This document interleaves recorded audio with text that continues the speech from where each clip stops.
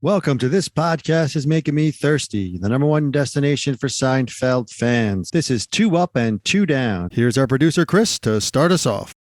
All right, welcome back, everybody, to another episode of Two Up and Two Down. And today we've got The Burning. It's season 9 episode. So I'm interested to hear what you guys have to say about this one.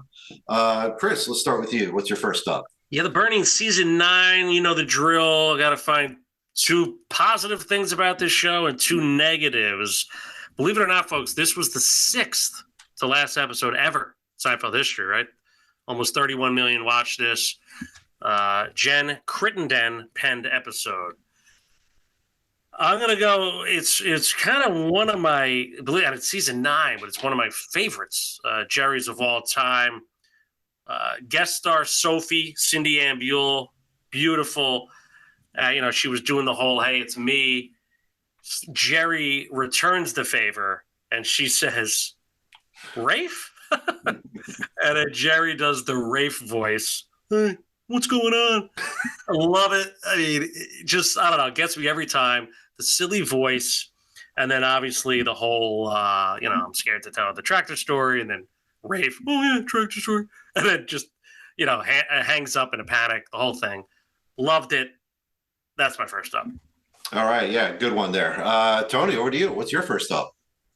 Yeah, it sucks when you don't go first, folks. That was the big one. That was the big matzo soup ball, whatever you call it there. That was the matzo ball. That was the big one. That's the best, one of the best cherries of all time. I agree. What drives me to take these chances, he says. Yeah, I mean, I don't have a lot of ups written down. He took one. So I'm going Kruger, my next up. Heading into the red or the black, whichever one's the bad one. It's a great Kruger. I mean, this is Kruger in a nutshell. It's probably Kruger's best episode. Works for me. Spinning on the chair, the whole thing. We'll get there. Maybe it gets played out towards the end, but that's more of a George thing than a Kruger thing. I thought Kruger did all right. I think this was Kruger. If you like Kruger, you definitely love this episode, is what I'm saying. I don't mind Kruger. I get a kick out of Kruger every now and again. This is one of the episodes I do like Kruger a lot in. When every one of his lines is a great Kruger line. Gets mad at George when George tries to do too many jokes, just everything about it. The black and red joke gets me every time. Which one's good, which one's bad. It's very funny, actually, if you think about it. No one ever really knows. Listen, season 9. That's going to be my up, Kruger.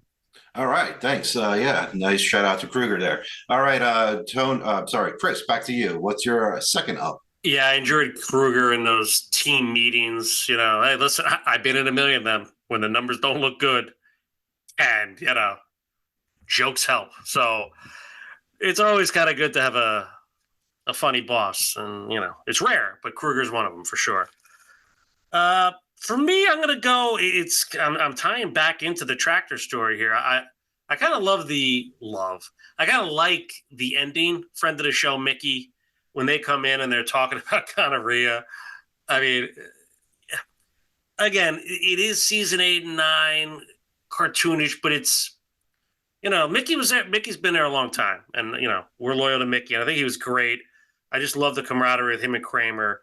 They could be talking about anything, and they do everything. That's what they're such good friends. And then, the gonorrhea thing, and then obviously Sophie talking about it, and then Jerry just flat out exits.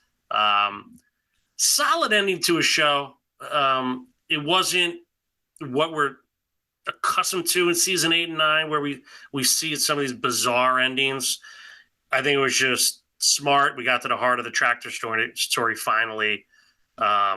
I did like that tie-in, and anyway, that's my my second up. Kind of the ending there with Mickey and Kramer, just because I feel like those two together, for the most part, always elevated shows. So it was good to see them close out a show in that way. Yeah, the Mickey Kramer combination is one of the classics of the show. So Tony, over to you. What's your second up here?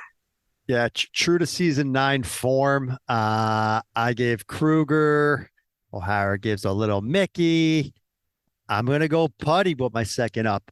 Again, if you love Putty, you probably like this episode. O'Hara's making a face. Listen, I'm going. I have a few things I like about Putty this episode, a few things I don't, but I think overall, if you're looking for ups, it's season 9. I think Putty did his thing. Feels like an RB Knight's an all timer. Everyone that loves Putty loves the RB Knight line. Don't boss me, he says to her. I love it. What did I do? He says it's a perfect Putty. This is who Putty is, really. Those 3 lines, right? This is bogus, man. Those, I mean, that's it. I wrote those down. That's Putty. If you want to talk about who Putty is, I'm not the one. I'm not the one going to hell. I like that line as well. yeah, yeah, he throws that out. Get the newspaper thing. It's a solid Putty episode. Listen, if you're gonna look for stuff in season 9, I think there's enough Putty here to give it my second up. I think all Putty fans have to agree. I got a soft spot there for this one. I don't love all the Putty stuff, but this is one that delivers. Second up. All right, yeah, great. Thanks, Tony. So over to you, Chris, for your downs. Let's start with the first one. Yeah, listen, folks. It's season 9. You're gonna find downs, and one that really always bothered me is when Jerry and George are having, back at Monks, if you will, right? Which we always uplift. The tractor discussion. George talking about losing her thumbs and then grafting her big toes on. Like, what? I don't even like. And then I think later he just keeps talking about toe thumbs. It's again. Well, listen, we know where we're at. Season 9 with George. Jason Alexander must have read that script and been like, "You're not making me read this, are you?" And they said, "Yes, Jason, you're making 600,000 an episode. You're reading those lines." It was one of those. Okay. Toe thumbs. I mean, really big down. Yeah, I'm gonna have to agree there with that. That's a big down. So, Tony, over to you. What do you got for your second, or I'm sorry, your first? Yeah, I was hoping he just stopped there because I'm going to piggyback off it. At Monks as well, and George as well. The switcheroo conversation that then when Elaine and Jerry are talking about the devil and all this other stuff. George, I'll have a coffee and a donut and a piece of devil fruit cake. So bad, and I know there's people out there right up like, "What are you talking? It's so funny. That's smart writing." It's horrible. It is. This is so bad. Is so stupid. And to Harris' point, it's not George. Oh, piece of donut and a coffee and a devil food cake. So stupid. They just throw that in there. I can't stand it. The switcheroo conversation. It reminds me of the bad cold opens, but it's in the middle of the episode. Oh, what's a switcheroo? The goose and gander later on. Bad. It's just bad. I'm sorry. So I'm kind of piggybacking off that other George stuff, which I agreed with, and I'm piling on. That's my second down is the Costanza switcheroo slash donut and a coffee devil food cake spiel. All right. Well, thank you, Tony. Yeah, I agree with that, with the George and the whole food stuff. Chris, over to you. What do you got for your second down?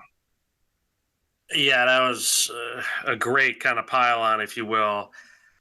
For me, it's again a theme in season 9. Elaine, like, did she really bring anything to this episode? Meeting the priest, bringing that guy back, who I enjoyed in a couple other episodes with Bryan Cranston and the whole thing. But enough devil horn. How many times did she do the devil horns? It felt like the whole episode she's doing devil horns. Like I don't know. To your point, Putty was solid, but Elaine just didn't bring anything, and which just made Putty kind of useless, if you will. And I did think, again, beating the dead horse with the devil horns, I had an issue with that. Because outside of that, there was really nothing for her this episode. So for me, Elaine's a pretty significant down. All right, yeah, it's tough when you make a down one of the main characters. All right, so Tony, wrap it up with your last down here. I'm struggling actually. That was my next down. I mean, the thing about this episode is the downs are such big, prevalent things. Like O'Hara mentioned. I mean, George was a huge down. Elaine was a huge down. I really don't have like another one. I kind of want to say the same one, but I will throw something out here just to kind of pile on a little bit. It's a small one, but it kind of shows the how bad George is, and I didn't really mention this one of my other downs, but the I touched on it. The ending when George is going nuts on Kruger, like just not doing any work. Yeah, wait, why don't you do it? He's yelling at Jerry about it, then yelling. Says, when does George want it? Like, what does he care? He should be happy that was this whole thing that Kruger doesn't care, so he doesn't care. Now he's all mad because why is Kruger helping me and screaming and yelling, and Kruger's eating and monks and uh just to add to the just how bad the George stuff is in this episode. That just kind of ends it that way. I mean, it carries all the way to the final ending where George is just erupting because Kruger's not helping him. It says, when does George care about that? George should just be like eating the dinner with him, eating lunch with him, eating the cake with him. Like, who cares? I don't know. The whole episode's got problems, and I couldn't. I didn't even. I pulled that one out just from thinking about it because I didn't have another one written down because that Elaine one was so bad. The devil horn thing, like I mentioned. So I'm with you on all that, and I'm throwing one more George on top of it for my second down. All right. Thank you, Tony. And Chris, now we're going to do the grades. So let's wrap everything up. What do you got? Start us off, please. Yeah, Tony's influencing me here because I must have been in a good mood while I was watching this, but it's interesting points. And there's some more George we didn't even talk about here, okay? Back it up. That was what I was going to say that for my next down, but it's so small. But I know, but again, and I think you mentioned the coffee and donut line. What about you forgot about the Jesus fish line? Hey, when they're talking about Jesus fish to Jerry, and George says, "Jerry, have any fish sticks?" I mean, what are we doing? So George, there's just a bunch of these highlights where he's bad. Now, the showmanship stuff, on principle, I think there's something there. Say the good line, get out of there. Believe me, been there. So I feel for that. And then the Elaine stuff, like I said, the devil horns, then it's just like there's just nothing with her. So it's not like the heavy weighted down of George. So it's kind of a tricky episode to grade because Daniel Kim, the I Got Gonorrhea, the Haunting Memories of Lost Love, Kramer's Kramer, right? When Kramer's Kramer, we don't completely knock it down. Jerry, interesting. Sophie, Cindy would love to have her on the show. Incredible actress. Mickey, Putty, you mentioned. Kruger. Man, I'm kind of struggled this one, and maybe I was in a good mood. I don't know what it is. But then I have to go back to how I typically grade. And when I think about George and Elaine bringing down an episode. So I'm gonna pivot a little bit. I had a 1 grade, but I'm gonna go D plus now for the burning. I had C minus, believe it or not, and a C. I mean, I must have been in a good mood. The whole New Year spirit. But I'll go D plus based on a lot of what you influenced there. I just think something's missing in this episode. A couple good things, but I think D plus is a fair grade. All right. Well, thank you, Chris. Appreciate that. Tony, get to it. What do you got for your grade here? Yeah, I feel like maybe I influenced you, but I actually, I'm not as down on this as maybe I sounded like I am. Because for everything you mentioned, listen, for me, it's probably a top 5 season 9 episode. Not saying much, but it's, like O'Hara mentioned, we're not in DF range at all on this one. I mean, Kramer delivers. His gonorrhea stuff is great. Kramer and Mickey's great. I gave Putty an up. I gave Kruger an up. Typical season 9 guest stars kind of lifting it.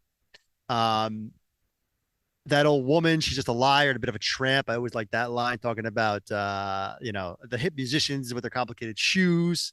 Not a bad George line. If the other ones weren't in the episode, we'd like that one more, but there was too much bullshit from George. So I see it. They, the government, another George one. To Harris' point, the premise of It's Me is actually pretty good too. Like, just maybe have that joke once and then, Jerry does the whole, Rafe, love Rafe. Listen, I thought I was going to like this more. I usually have a soft spot for this episode, but on the rewatch, I'm kind of the opposite of O'Hara. I rewatched it and was bringing myself down as the episode was going along. I started off loving it like I always do, and then I start seeing those holes that were poking, and my grade started dropping. And I actually wrote down the exact grades O'Hara wrote down, the C and C minus. Those are my two grades I wrote down as well. And he talked me into my C minus. I almost went to a C. It's anywhere in this range we're talking. I think on any day you're watching, it probably depends on your mood and where you want to give credence. Bottom line is it's not, we're not talking DF. It's just not a great episode. But it has its moments.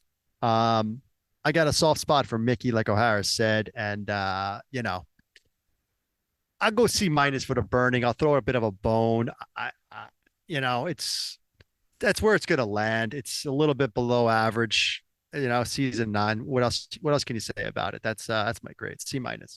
All right. Well, thank you guys. That's a D plus and C minus respectively. Again, really appreciate you guys letting us know what you feel about these shows. And thanks for everybody for tuning in. And we'll see you guys on the next one.